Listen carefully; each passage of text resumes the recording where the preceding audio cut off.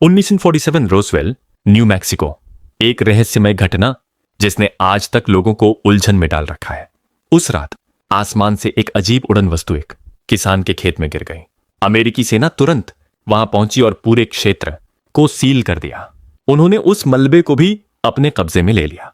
आधिकारिक बयान में कहा गया कि वह एक मौसम गुब्बारा था, लेकिन उस रात सबसे पहले वहां पहुंचे किसानों की कहानी कुछ और ही थी। उन्होंने एक दुर्घटनाग्रस्त उड़न तश्तरी देखी थी और उसके पास कुछ अजीब जीव पड़े थे जो बिल्कुल भी इंसानों जैसे नहीं दिखते थे। वे कौन थे? वो मशीन क्या थी? आज तक कोई नहीं जानता। जो भी मिला उसे अमेरिकी सेना ने दुनिया से छिपाकर एक टॉप सीक्रेट मिलिट्री बेस में रख दिया, जिसे दुनिया हैंगर 51 के नाम से जानती है। इस घटना के 10 साल बाद 1956 में एक अमेरिकी सैन्य काफिला नेवादा में स्थित हैंगर 51 की ओर जा रहा था, लेकिन एक चेक पॉइंट पर उसे रोक दिया गया क्योंकि वहां एक परमाणु परीक्षण होने वाला था। इसीलिए पूरा क्षेत्र 24 घंटे के लिए बंद कर दिया गया था। तभी सैनिकों ने अचानक गार्डों को गोली मार दी, चेक पॉइंट तोड़ा और सीधे हैंगर 51 के विशाल गोदाम की ओर बढ़ गए। असल में वे सैनिक अमेरिकी नहीं थे, वे रूसी सैनिक थे जिन्होंने अमेरिकी वर्दी पहन रखी थी। गोदाम पहुंचकर उन्होंने अपनी जीप का ट्रंक खोला और एक बंधक को बाहर निकाला। फिर उन्होंने दूसरे बंधक को बाहर फेंक दिया। वह बंधक था इंडियाना जोन्स, एक प्रसिद्ध पुरातत्वविद और निडर खजाना खोजी जिसकी रोमांचक कहानियां दुनिया भर में मशहूर थीं। दूसरा बंधक था मैक इंडी का पुराना दोस्त और पूर्व सैनिक। कुछ समय पहले वे मेक्सिको में पुरातात्विक शोध कर रहे थे, जहां से रूसियों ने उन्हें पकड़ लिया था। इंडी समझ नहीं पाया कि रूसियों को उससे क्या चाहिए। तभी एक महिला गाड़ी से उतरी, इरिना स्पाल्को, रूसी खुफिया अधिकारी। इंडी ने उससे पूछा, हमें बंधक क्यों बनाया है? स्पाल्को और उसके सैनिक इंडी को गोदाम के अंदर लेकर गए। वहां हजारों रहस्यमयी बक्से थे जिनमें अमेरिकी सेना वर्षों से छुपे राजा जमा करती आ रही थी।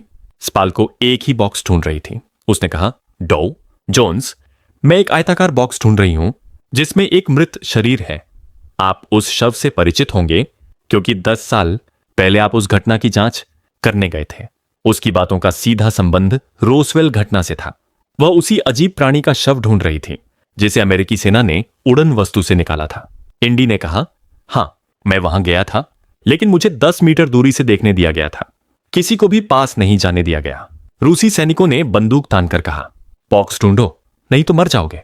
मजबूर होकर इंडी ने कहा कि वह मदद करेगा, लेकिन हजारों बक्सों में से एक ढूंढना असंभव था। फिर भी इंडी असंभव को संभव बनाने वाला इंसान था। उसने गोली बारूद मांगा। सैनिक हंसे, लेकिन फिर उसे थोड़ी गन पाउडर दे दी। इंडी ने कहा, जिस चीज को तुम ढूंढ रहे हो वह बहुत ज्यादा चुंबकीय है और गन पाउडर में धातु कण होते हैं। इंडी ने गन पाउडर हवा में उड़ा दिया। पाउडर एक दिशा में खिंचता चला गया और एक बक्सों के ढेर में गायब हो गया।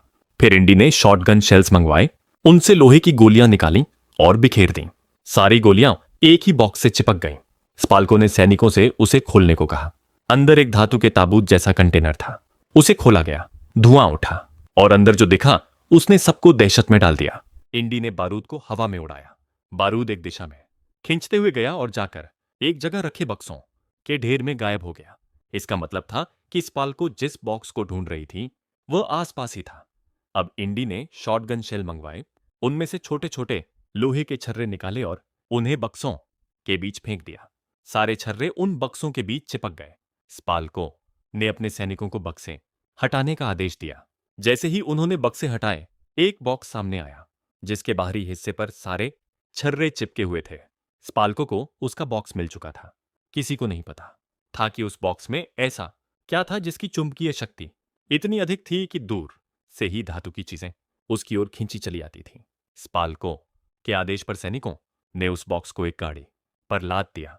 फिर बॉक्स खोला गया। अंदर एक धातु जैसा दिखने वाला कंटेनर था। सैनिकों ने उसे चाकू से काटा। उसमें से धुआं निकलने लगा और फिर जो दिखाई दिया उसने सबको स्तब्ध कर दिया। अंदर एक जली हुई आकृति थी जिसकी एक हथेली बाहर निकली हुई थी। वह हाथ बिल्कुल इंसानी नहीं था। सभी सैनिक डर के मारे चुपचाप उसे देखते रह गए। उसी समय इंडी ने मौका पाते ही एक सैनिक की बंदूक छीन ली और उसे स्पाल्को की ओर तान दिया। उसने सभी सैनिकों को हथियार डालने का आदेश दिया। उन्होंने अपने हथियार नीचे रख दिए, लेकिन अगले ही पल वे जोर से हंसने लगे और फिर से बंदूकें उठा लीं। इंडी हैरान रह गया जब उसने पीछे मुड़कर देखा तो उसका दोस्त मैक उस पर बंदूक ताने खड़ा था। इंडी ने सदमे में पूछा, मैक, ये कैसे? तुमने धोखा क्यों दिया?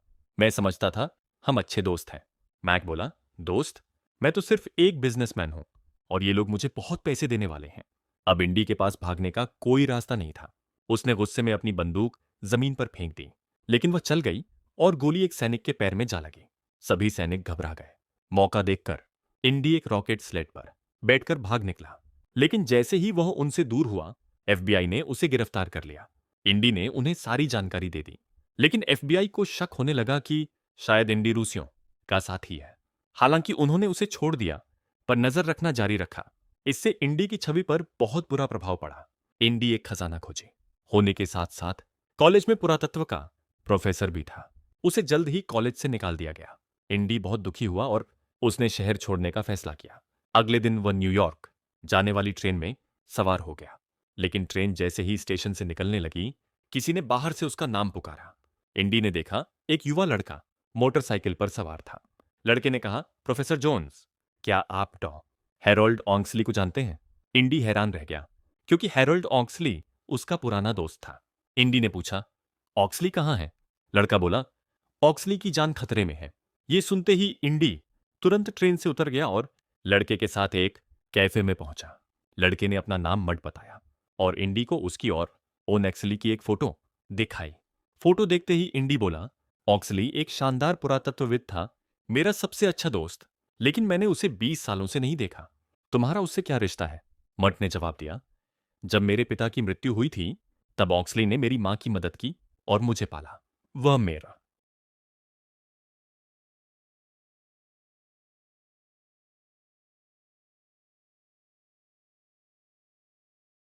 1947, Roswell, New Mexico.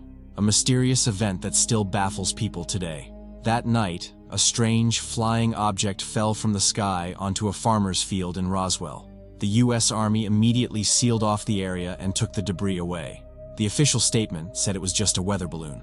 But the farmers who arrived first that night had a different story. They saw a crashed flying saucer and some strange creatures lying near it that did not appear to be human. Who were they? What was that machine? No one knows to this day. Whatever was found that night was hidden by the U.S. Army in a top-secret military facility known to the world as Hangar 51. 10 years after this incident, in 1957, a U.S. military convoy was heading toward Hangar 51 in Nevada, USA, but was stopped at a checkpoint by guards because a nuclear weapon test was soon to take place there. Therefore, the entire area was sealed off for 24 hours.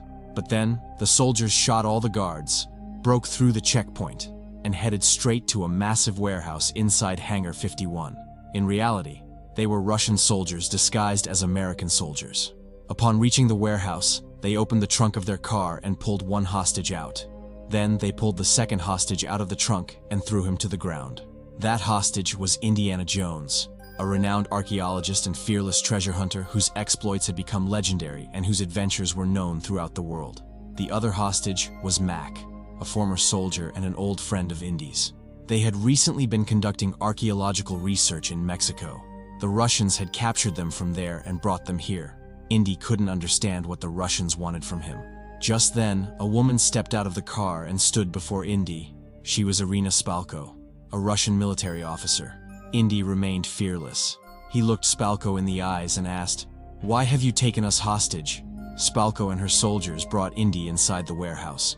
It was a huge warehouse filled with secrets collected by the American military over the years.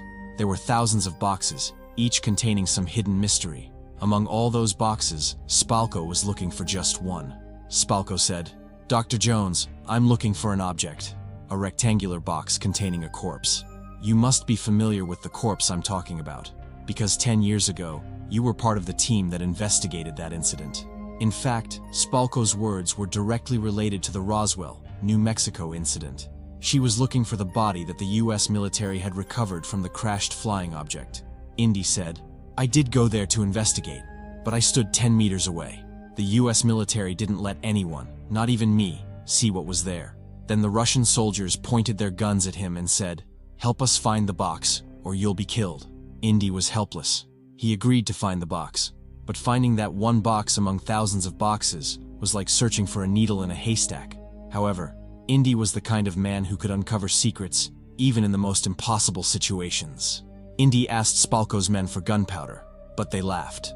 Then Indy said, "I noticed something at the scene that night. The thing you're looking for is highly magnetic, and gunpowder contains metal particles. If you want my help, give me the gunpowder."